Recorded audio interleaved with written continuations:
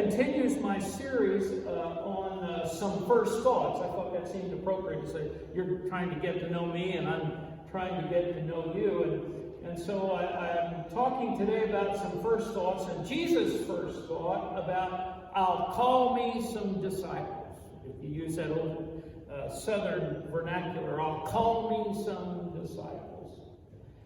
Not long after we arrived in Evansville, there was a lady that lived just down the street from the church where Joe pastored, and she was in our congregation. She was a Kentucky woman from a little tiny town. Anybody ever heard of Cerulean, Kentucky? It is so little. You ever heard of that? I mean, it is so tiny. How tiny is it? 3 people call it home. And she was from there. But she had married a professional musician. He was a trumpeter and played in the CBS orchestra back in the days when CBS radio and TV had professional orchestras. And he was in that group. And they had met and fallen in love. He had left the music in. This is in the 70s. And by then he had left the music industry and was a banker in the big bank, Old National in Evansville. And so they had met and fallen in love, and she was there in our church. Her name was Grace. She was so appropriately named. She was so funny. We'd knock on her door, and she'd come to the door, and she'd say, "Get in here." And she didn't say, it was like, it was just, that's how you do it. You come on in here, get in here. And we would go, and often Deb would go with me, and we would sometimes take our little, we had very tiny children then, and she would love on those kids, and she'd treat them. And then when we left her house, without fail, every time, she always gave me, I don't know why, I really had to do some prayerful searching, but she always gave me Zest soap. I really began to ask Deb, honey, is there a problem that somebody... But Grace always gave us Zest soap, and that was the first part of it always. And the second part of it was, Joe, you remember Lib's candies. Lib's homemade, some of you know Lib's homemade candies. They are extraordinary. Well, her best friend was the manager at Lib's. And so she'd have a whole freezer full. And so we would be getting ready to leave. She'd say, "Get out here." So she'd take us back to where the freezer was. She'd open that big chest freezer and say, "Pick 2 or 3 out of there." And I always felt a little hesitant about that, and I'd kind of wait, and then she'd pick them. So it was okay. You remember, some of us are old enough to remember when Reader's Digest did My Most Unforgettable Character. Well, I think for Deb and I, probably Grace, wouldn't she, honey? She'd probably be in that group. And we had the privilege of going back with Karen, Joe. And Karen and I did her funeral. Karen is another dear friend. And we did her funeral, and it was such a great celebration. Hundreds of people came because this little old lady, she hung out at the mall. And she would go to the mall and just sit, and she loved and knew, it seemed like everybody that came. And when they got the word that Grace had died, they all came to the funeral home right by the mall there at Boone's Funeral Home. And she was an amazing disciple. She was an amazing disciple. She was the kind of person, if you would see her, you wouldn't think there was anything unusual about her. She was always perfectly coiffed. She had been a beautician in her earlier days, and she always looked perfect. But that really wasn't what it was. It was really her spirit, her personality, her love that drew us. She was a disciple. So here you got Jesus in this story, and I think when I think about Jesus, I would say probably he is our most unforgettable character. I think as we get to walk with him and pray with him and listen to him, Jesus is indeed, I think, the most unforgettable person in the whole world. I mean, goodness sakes, think about it. His birth is heralded by the greats and the not so great. His birth is remembered all around the world. Even 2,000 years later, we consider it among the highest of our holy days. And Christmas Eve, as we gather and say, Christ our Lord, Christ is born today. As we gather to hear on that early time, even the animals in the manger proclaimed his greatness. And that perfect stranger saw the star that led him to Bethlehem. And from beginning to the end of his life, he was unforgettable. He was unforgettable. And in the story today, it's the beginning of Jesus' public ministry. Now, he's 30 years old. He's been practicing his trade of carpentry for a good while. And he's been engaged in all that. But suddenly, he realizes it's time. His cousin, John the Baptist, did you know that was his cousin, John the Baptist? I always raised the question growing up in the Methodist Church, why wasn't John the Methodist? But when I was a little kid, I remember thinking that and asking my mom, and she said, well, your grandmother's Baptist. Okay. So that sufficed. I understood that. But here John the Baptist baptizes Jesus in the River Jordan, and then suddenly, as he comes out, the heavens open, and the Spirit of God says, this is my beloved Son, with whom I'm well pleased. And immediately thereafter, Jesus doesn't go just basking in the glow, boy, I am somebody. But he begins to go. First, he goes out into the wilderness to pray, where he's tempted by the evil one. Then he comes back. And what's the first thing he does? He begins to call his followers, we call them disciples. Now, one of the struggles of my life is I've always wondered, why didn't Jesus call the best and the brightest? Why didn't he call the learned men of the Torah? Why didn't he call the equivalent of our medical physicians today? Why didn't he call those philosophers who understood? No, he didn't call any of them, did he? He called everyday, ordinary fishermen, plain old fishing guys. We have a really great friend who we worked together for several years. We were both district superintendents in Indiana. And Frank is a big guy. I wish maybe someday we'll get him here. I'll try, but he's a busy cat. He's the bishop of all of Illinois now. And but Frank's avocation is he's a fisherman. He says, I don't go fishing, I go catching. Get the difference? He doesn't just throw, he catches. He's caught, I've seen so many pictures of him catching 50 and 60 pound fish. He loves to go to South Carolina. Well, anyway, so Frank is a fisherman par excellence. Well, now the great historian of the first century, was a guy named Josephus. Josephus was, isn't that right, Joe? He was the very famous historian of the Jewish people. And Josephus said, I'm going to make sure I get my facts right here. Josephus said that there were, where's it? I lost my note here. I can't follow. There were 300 boats on the 65 square mile Sea of Galilee. 300 fishing boats, 300 fishing vessels.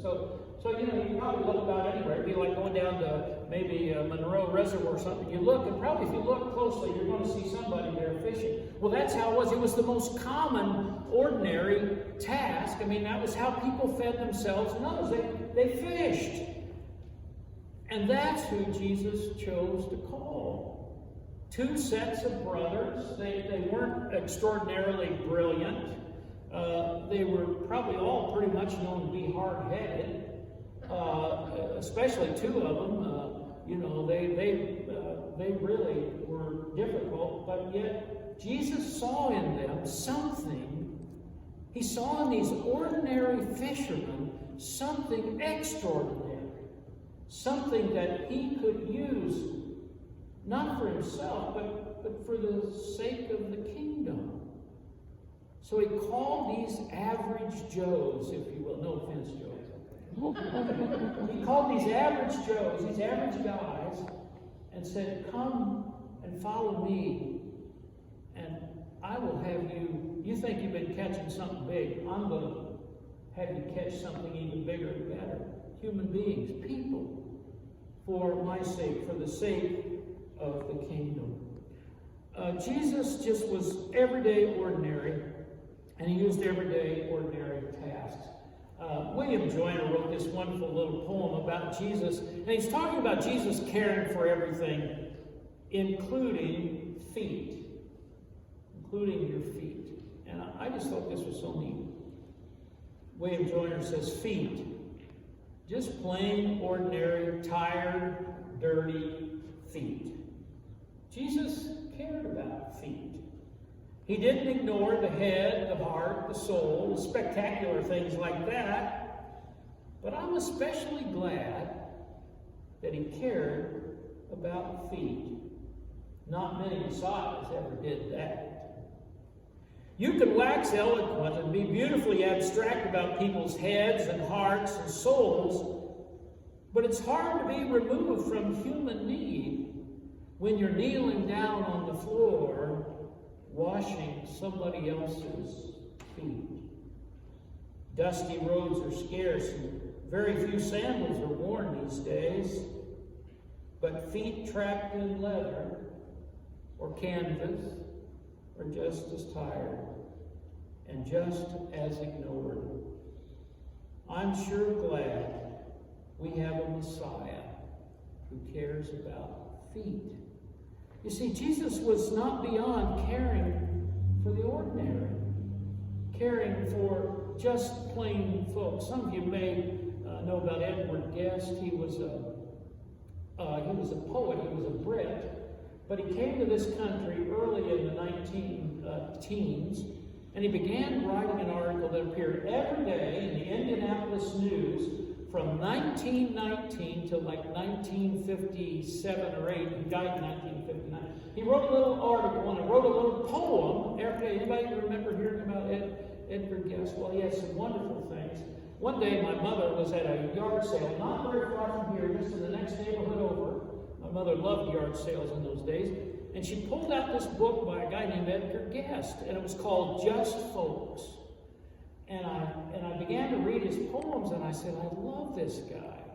And so then I began to acquire more of his poems, and I even bought one book one time, and somebody had clipped out a 1919 Indianapolis newspaper poem from it. And of course, it's really yellowed now, but I wouldn't take anything for that little poem entitled Just Folks.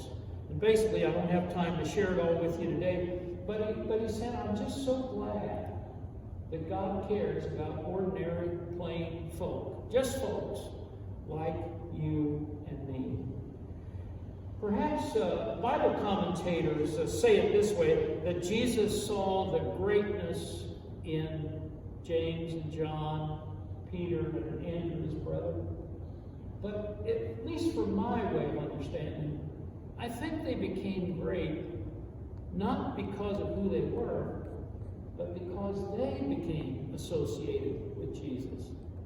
And what he lovingly burned into them changed the world, changed us, changed the gospel, because of these ordinary folks who learned to love extraordinarily well. That's what we are. So, I remember I had a job one time when I was 16. I went to work there. Used to be some of you may remember, there used to be an A&P store at Greenwood Mall on the south edge of the mall. And one summer in high school, I learned a job, and went and got a job there, and I was a night stockman. I hated that job, but I did it for a summer. And I remember when I was hired, and the guy's wife just died this past week. I read her obit. They lived in Whiteman. And the manager of the store, Mr. Dunlap was his name, and he was kind of one of those just the facts, ma'am, just the facts kind of guy, you know what I mean? And so he said, well, I don't want anybody. I just want plain ordinary folks. And I remember at the time being a little upset. I don't want to be just a plain ordinary guy, you know. But the older I get, I've learned that's who Jesus loves. Just us plain, ordinary people. People who love their neighbors and take care of their family. People who may not ever be written up in giant newspapers for extraordinary things that they did that changed the world. But people, by their ordinariness, model their love and then as we love, that's how we become extraordinary. It's not necessarily in what we say or do, but in how we love. In fact, Jesus, the fishermen were the most common trade of the day. That there were more fishermen. So then that got me thinking, wonder what the most common occupations are today. So I got looking, we all go to Google, right? To find out. So here are Indiana's top 10 most common occupations in 2020, today. And the first one, I'm going to go do like a la David Letterman, 10 to 1. You know how Letterman used to do. So number 10 in our top 10, general and operations managers. Somebody that works in 51,000 of them. Number 9, tractor trailer truck drivers. I've got 2 cousins that are truck drivers. 53,000 of them. They're the 9th most common workers in Indiana. Number 8, customer service reps. I feel so sorry for those people. They hear so many complaints. Nobody's ever hardly nice to them. 53,000 of them.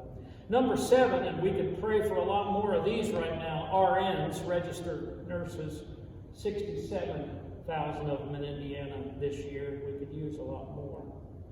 Number 6, 69,000 cashiers in all kinds of stores and places. Number 5, office clerks, 72,000 office clerks around. Number 4 in Indiana is actually the number 1 in the U.S., and that is retail salespeople, 89,000. But as we know, that number is going to, because of Amazon and all the shopping online, that number is just continuing to inch down. Right now, 89,000 retail salespeople in Indiana, but it's going to drop. Number 3 in Indiana, which we're known for, manufacturing assemblers of fabrication, 91,000. Number 2, which is going to become even more in Johnson County, when you look at all the warehouses, number 2, laborers in freight and material handlers. You think of all these giant things they're building in Franklin, Whiteland, and Greenwood on 65, all those giant million square feet plus buildings. We're going to need more and more people to care for all the materials, all the goods that come in and out of those places. That's the second most prevalent. And the first most prevalent, and it probably won't surprise you, McDonald's fast food counter workers. Not just McDonald's, but everywhere. Those are the 10 most common jobs in Indiana. Now, so here's my question to we the church. Jesus called the common folk of his day. What are we, Prince of Peace, doing to call the people that aren't here? We used to have a lot more people here. That's what you all have told me. There's still a lot of people out there. In fact, the data is very clear, and Joe knows it too. The data is very clear. There are fewer people in churches today than ever been. At the same time, that the population of Indiana is now over 6.5 million. We've never been that much. So, if Jesus called common, ordinary folk, maybe that's what we ought to be thinking about. So I want to leave you with a couple of quick thoughts today. First of all, you'll never go wrong following Jesus in your life. That's the one thing I know for certain. You'll never go wrong following Jesus and being his disciple. And then I want you to, as I told you, I used to chafe at somebody and say, oh, you're just ordinary. But now I realize that's a pretty good thing. That's a pretty good thing. Because it helps us to relate to other folks. One of the things that people have always said about me, and I don't mean this as bragging, it's just a statement. People say, well, you can kind of talk to anybody. Deb will tell you, I can talk to anybody. And some people said, well, that's not a very good thing. Well, I don't know. I love people. And the way we're going to draw people in is to talk to those that we know. And so I hope you don't hear this as a negative, but because you are ordinary, as I am ordinary, Jesus may call you to some extraordinary task. Joe, I think about our friend, I don't know if you know this or not, but Ted Murphy. Ted Murphy was the executive director of the community where we live. It used to be called Franklin Home, now it's the Otterpine. He was also a city councilman for about 20 years in Franklin. He had a chance to be the mayor, but his wife said, "No, you're not going to do that." And Ted received, just on Thursday, Deb and I were privileged to get to attend it. Ted received the highest award any Hoosier can get, the Sagamore on the Wabash, because of his work with the Johnson County Senior Services. For 20 years, he'd been the head of that organization that cares for just about everybody in this room, except maybe Jenny and DJ. Cares for all the seniors, and for his extraordinary work. And if you talk to Ted, he is the most ordinary guy you'd ever see. Kind of frumpily dressed, kind of shuffles along. He's 92 now. But he said to me just this week before that, he said, "I just can't quit. The Lord has given me this calling. I've got to love people. I've got to love people." And I thought, that is exactly what all of us are called to do. To be ordinary people who learn to love extraordinarily well. And so I want to close today by reminding you, Deb and I shared a story with you last week, and I think it's changing me in a gentle way. Deb and I volunteer every Thursday at the Interchurch Food Pantry. I don't know, are you all a part of that? Yeah. Well, there's 40 churches. Thank you. There's 40 churches that are part of that. Deb and I give every Thursday to that ministry. And I don't think I've ever worked harder in my life in a short. I mean, it's like 4 hours. You don't take a bathroom break. You don't get a drink of water. You go, because there are so many people coming to need help. Well, I get the lucky job. Most people wouldn't like it, but I love it. I get to be the job that when people pull up, it's now a drive-through. And when people pull up, they give them a little sheet of paper, and they can say, if you had a wish list, what would you want? And there was several old guys. I don't know why it was old guys, but they all asked for chocolate. And one lady said, "Well, I wish for a turkey," and we had about 7 turkeys we could share that day.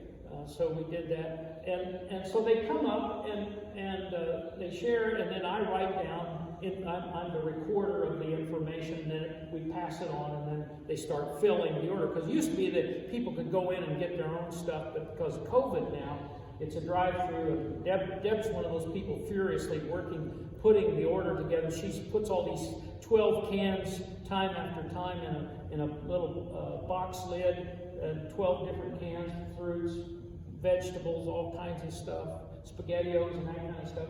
And then each family gets one thing of 12 of these cans and a bunch of other stuff. But my job on the end, then they get a whole box of dairy products and a whole box of meat products. It's amazing what they get, how much food they get. But my job is out on the front line. And so I remember one lady this week. It seems like every week at least 1 or 2 people really touch my heart. This lady she came in an old beat-up Dodge Dakota pickup truck. It had to be, if it was a day, it was 20 years old. It used to be blue, but it isn't blue anymore. The paint's all worn off. So her name was Mabel. She had gray hair. She was, I would guess, 75 to 80. And so I'm looking at her thing, and one of the lines says, "Number of people in your family." And it was 9. And I said, just curious, "Mabel, 9 people in your family? Tell me about that." She said, "It's me, my mother," and her mother was like 97 or 8, and she's in a wheelchair, she said. "And then I've got my daughter, whose husband left her, and whatever it was, 5 or 6 kids, I can't remember exactly, but a number of kids. And that's my family." And she looked so beat down, and I said, "Mabel, I bet you're really glad to come and be here by yourself. Have a little quiet, aren't you?" And she laughed a little bit, and then I just said, "Mabel, is it okay if I pray for you?" I just felt right then, I just had to pray for her. So I prayed for her, and I thought, There are so many Mabels in Johnson County. There are so many people all around us. We may not see them. We may not know them. They're almost silently kind of traveling around the same roads we are, living in the same neighborhoods we are, struggling. I found out Mabel lived in a mobile home park in this township. And my heart just went out for her. I hope I get to see her again this Thursday so I can just see how she's doing and love on her a little more. But that's what Jesus calls us to do. To be ordinary people who have the opportunity and the privilege to love others extraordinarily. Because that's what will bring people into the kingdom.